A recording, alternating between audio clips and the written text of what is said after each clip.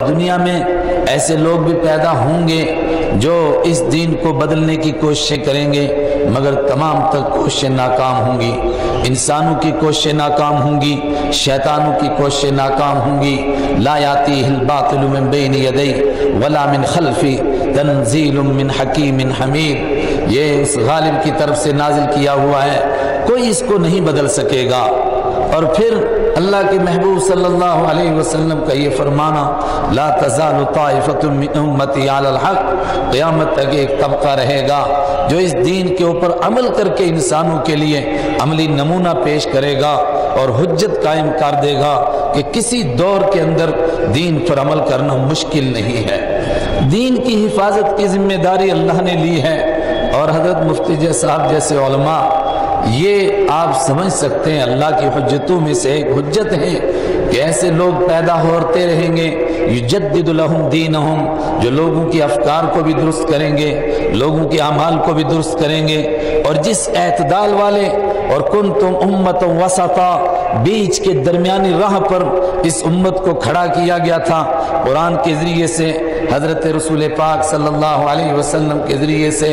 ایسے لوگ پیدا ہوتے رہیں گے جو اسی اعتدال والے راستے کے اوپر امت کو کھڑا رکھیں گے، اس میں نہ افراط ہونے دیں گے، نہ تفریط ہونے دیں گے، نہ امت کو ادھر جھکنے دیں گے نہ ادھر جھکنے دیں گے،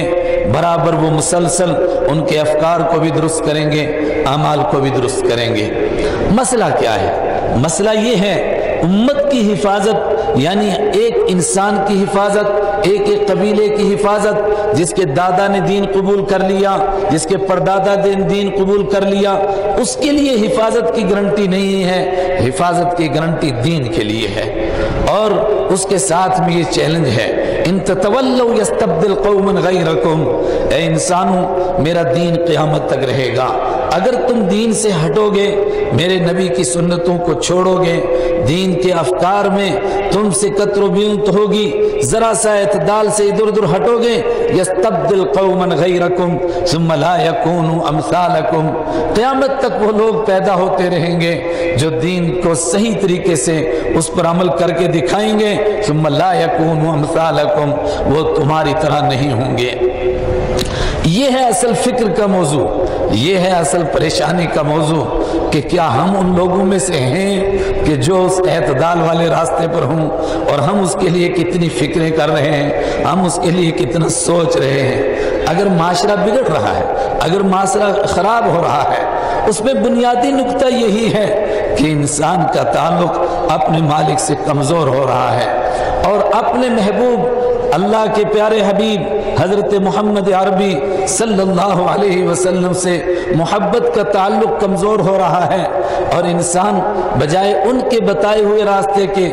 دوسرے راستوں کو دائیں بائیں تلاش کر رہا ہے۔ آج پوری دنیا کے اندر ایک نگاہ طائرانہ ڈالیے، کیا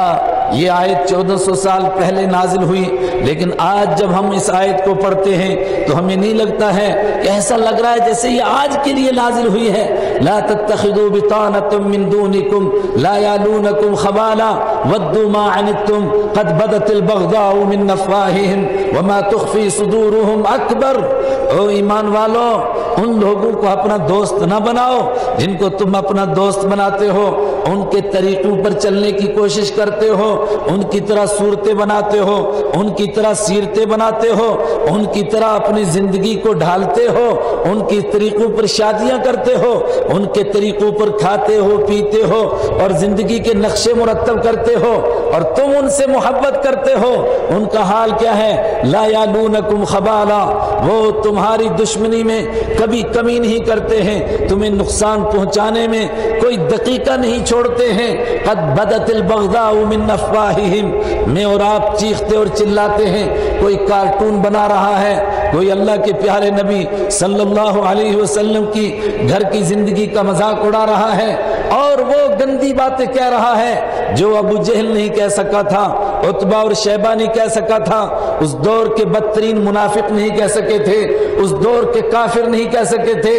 وہ باتیں کہہ رہا ہے۔ قد بدت البغضاء من افواہہم، اور قرآن کریم کہہ رہا ہے یہ کوئی حیرت کی بات نہیں، یہ ان کے اندر کی دشمنی ہے جو کبھی کبھی چھلک کر ان کے منہ پر آ جاتی ہے۔ وما تخفی صدورہم اکبر، اور جو کچھ دلوں کے اندر چھپا کر رکھا ہوا ہے وہ اس سے بڑا ہے، وہ بہت زیادہ ہے، تم اس کو نہیں سمجھتے ہو۔ مگر تمہاری بدقسمتی کیا ہے؟ ہا انتم اولئک تحبونہم ولا یحبونکم، کبھی دیکھو اس کو سوچو، ہا انتم اولئک تحبونہم، تم ان دنیا کے بدترین خلائق جن کو قرآن کریم کہہ رہا ہے ان الذین کفروا من اہل الکتاب والمشرکین، وہ انسان جو اپنے مالک کے منکر ہیں، اس کو اپنا مالک نہیں مانتے ہیں، وہ اپنے آپ کو اہل کتاب کہیں، وہ اپنے آپ کو مشرک کہیں، اولئک ہم شر البریہ، یہ کائنات میں بدترین انسان ہیں۔ مگر تمہارا کام کیا ہے او امت مسلمہ؟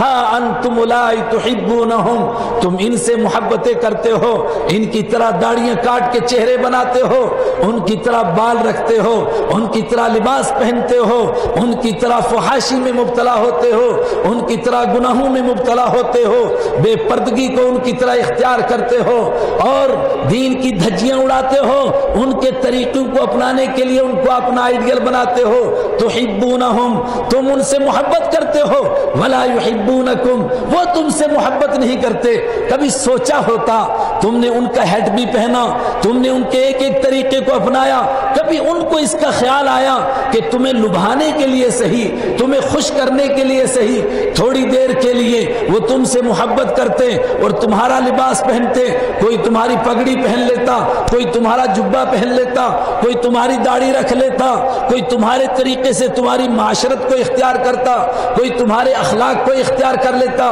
کوئی تمہارے کردار کو اختیار کر لیتا، کوئی معاملات میں تمہارے جیسے معاملے کرنے لگتا، تم سے محبت کرتا۔ ہا انتم اولئک تحبونہم ولا یحبونکم، ہائے بدقسمت انسانوں، اس کے باوجود تم ان سے محبت کرتے ہو۔